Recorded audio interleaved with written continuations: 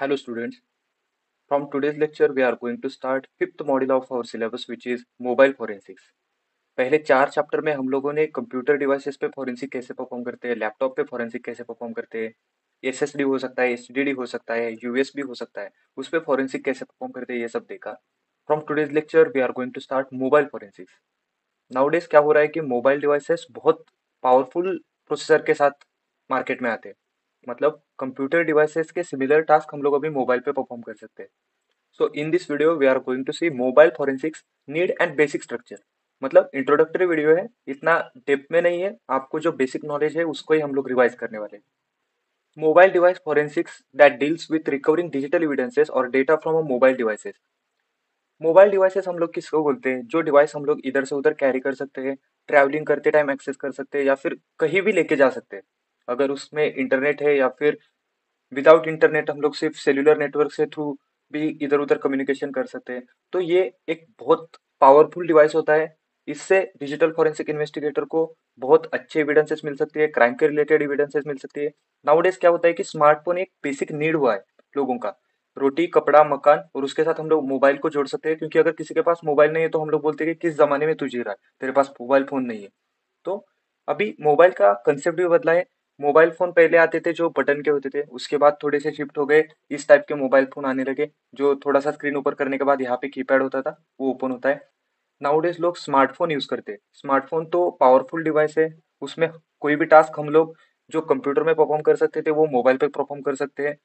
उसके बाद आईपैड्स है और अलग अलग डिवाइसेस है जो कंप्यूटर लेवल का काम मोबाइल फोन में कर देते हैं.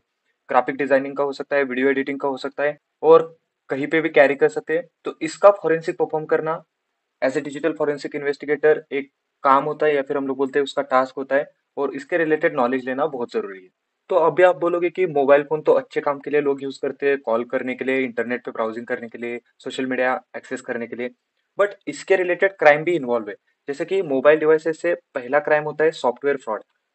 मोबाइल डिवाइस अलग अलग एप्लीकेशन पे रन होते हैं, तो उसमें किसी का कोड किसी ने चुराया या फिर किसी का क्लोन एप्लीकेशन किसी ने बनाया, फेक एप्लीकेशन किसी ने बनाया, तो इसके रिलेटेड सॉफ्टवेयर फ्रॉड्स होते हैं, उसे हम लोग एज अ क्राइम कंसिडर करते हैं. नेक्स्ट आता है क्रिमिनल एक्टिविटी. लाइक अगर किसी को कॉल करके ब्लैकमेल करना है या फिर किसी को कॉल करके एक प्लेस से दूसरे प्लेस बुलाना है, ऐसे काम के लिए मोबाइल फोन का यूज किया जाता है. और अगर कोई क्राइम परफॉर्म होता है तो मोबाइल से फॉरेंसिक लिंक लग सकता है कि किस टाइम पे किसने क्या एक्टिविटी परफॉर्म की थी, किस टाइम पे कौन कहाँ था, इसके रिलेटेड फॉरेंसिक परफॉर्म किया जा सकता है. तो क्रिमिनल एक्टिविटीज में भी मोबाइल फोन का रोल इंपॉर्टेंट होता है. नेक्स्ट आता है इकोनॉमिक क्राइम्स. इकोनॉमिक क्राइम्स में हम लोग कंसिडर कर सकते हैं इंटरनेट बैंकिंग फ्रॉड हो सकता है, क्रेडिट कार्ड फ्रॉड्स हो सकते हैं, या फिर किसी का पैसा किसी ने ओटीपी मांग के निकाल दिया उसके अकाउंट से, तो ऐसे क्राइम भी मोबाइल फोन से हो सकते हैं. नेक्स्ट आता है टेररिस्ट एक्टिविटीज. टेररिस्ट एक्टिविटीज तो आपको पता है कि किसी देश में या फिर किसी जगह पे हम लोगों को अगर कुछ इलीगल काम परफॉर्म करना है या फिर बॉम्ब ब्लास्टिंग हो सकता है, ड्रग्स डिलीवरी हो सकता है, तो उसे हम लोग टेररिस्ट एक्टिविटी बोलते हैं. तो ऐसे एक्टिविटीज में मोबाइल फोन का रोल बहुत इंपॉर्टेंट होता है, क्योंकि कांटेक्ट करने के लिए या फिर डेटा ट्रांसफर करने के लिए टेररिस्ट मोबाइल फोन का यूज करते हैं. तो टेररिस्ट एक्टिविटीज भी एक क्राइम है मोबाइल डिवाइसेस के अंडर. नेक्स्ट आता है pornographic and child porn. The pornographic content uploaded over the different websites and accessing through the mobile devices, transferring, sharing or downloading this type of videos, and if any video contains child related pornographic activities, then it is also considered as a crime and it is a legal offense. So making pornographic content, uploading over unauthorized resources and accessing it through mobile devices, it is a crime. Next is sexual harassment. Making pornographic content or uploading the sensitive images over various platforms, blackmailing someone by using this type of images, videos or audio recordings, it is also a crime. It is considered as a sexual harassment. And nowadays this type of crimes are increasing rapidly. So mobile devices forensic investigation perform करना बहुत जरूरी होता है. तो mobile device का basic structure क्या होता है? उसमें प्रोसेसर होता है. प्रोसेसर अलग अलग कंपनी के हो सकते हैं. मतलब सैमसंग के कंपनी का अलग प्रोसेसर हो सकता है. आईफोन को देखने जाएंगे तो आईफोन का अलग प्रोसेसर हो सकता है. रियलमी, ओप्पो, वीवो कंपनी को जो प्रोसेसर कंपनी अच्छे दाम में प्रोसेसर प्रोवाइड करती है, वो प्रोसेसर उनके मोबाइल में लगता है. अलग अलग टाइप के प्रोसेसर हो सकते हैं. फॉर एग्जाम्पल मीडियाटेक का हो सकता है, कॉलकॉम का हो सकता है. आईओएस डिवाइसेस में जो यूज करते हैं वो A17, A18 टाइप का प्रोसेसर हो सकता है. स्नैपड्रैगन और बहुत सारे प्रोसेसर होते हैं। कई कई प्रोसेसर सिर्फ एक ही मोबाइल फोन में आते हैं और उसके बाद उनका कभी नामो निशानी नहीं रहता। उस मोबाइल फोन के प्रोसेसिंग की वजह से उनका स्प्रेड नहीं होता, या फिर ऐसा बोल सकते हैं कि वो कंपनी बंद हो जाता है। तो अलग अलग टाइप के प्रोसेसर होते हैं। Next is memory storage. पहले क्या होता था कि मोबाइल डिवाइसेस इतने स्मार्टफोन हम लोग उसे नहीं बोलते थे, वो सिर्फ कॉलिंग के लिए या फिर मल्टीमीडिया एक्सेस के लिए हम लोग उसका यूज करते थे। नाउडेज मोबाइल में कैमराज रहते हैं, उससे हम लोग इमेजेस वीडियोस क्लिक कर सकते हैं। सो उसका डेटा हो सकता है, या फिर मल्टीमीडिया एक्सेस करते हैं, अलग अलग प्लेटफॉर्म से वीडियोस डाउनलोड करते हैं, तो उसके लिए स्टोरेज लगता है। तो नाउडेज जो डिवाइसेस आती है वो 64 GB, 128 GB, 256 GB, इवन उससे मोर स्टोरेज के भी डिवाइसेस रहते हैं। कभी कभी ये डिवाइसेस में कंप्यूटर से ज्यादा स्टोरेज होने के चांसेस होते हैं। लाइक किसी किसी का लैपटॉप 256 या फिर 512 GB का है, लेकिन मोबाइल 1 TB का है। Next point is a sensor.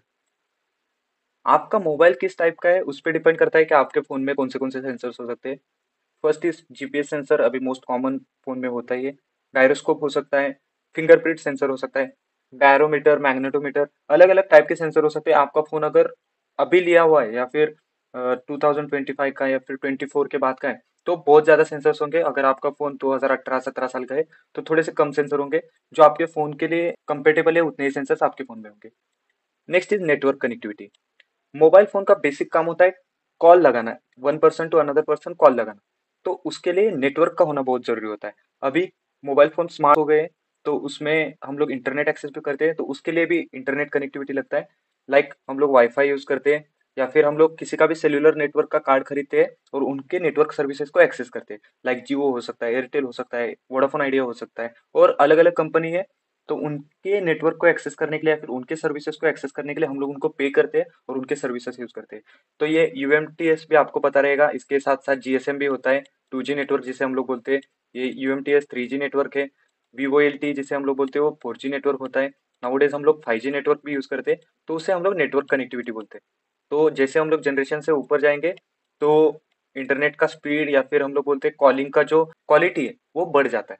और वाईफाई या फिर ब्लूटूथ डिवाइसेस भी हम लोग यूज कर सकते हैं डेटा ट्रांसफर के लिए, इवन इंटरनेट एक्सेस के लिए। ब्लूटूथ डिवाइस नहीं, लेकिन वाईफाई का एक्सेस हम लोग इंटरनेट एक्सेस के लिए कर सकते हैं। ब्लूटूथ डिवाइसेस हम लोग नेटवर्क में डेटा ट्रांसफर करने के लिए यूज कर सकते हैं। And next is multimedia support.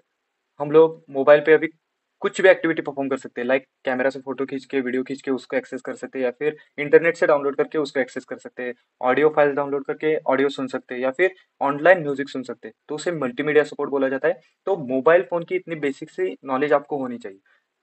तो आपके इंटरनल असेसमेंट में अगर क्वेश्चन पूछा तो इस पे पूछा जा सकता है कि crime involving mobile devices and mobile devices का बेसिक स्ट्रक्चर क्या होता है।